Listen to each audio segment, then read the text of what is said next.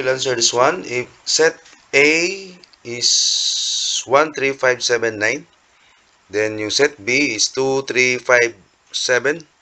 So we will find the intersection of set A and set B.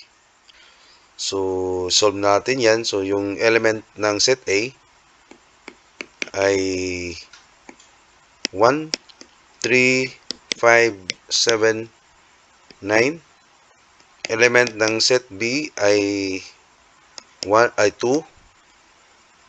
3, 5, and 7. So, yung intersection, ano yung nasa A na nandun din kay set B? So, si 3, nasa A, meron din kay B. Si 5, meron kay A, meron din kay B. 7, meron kay A, meron din kay set B.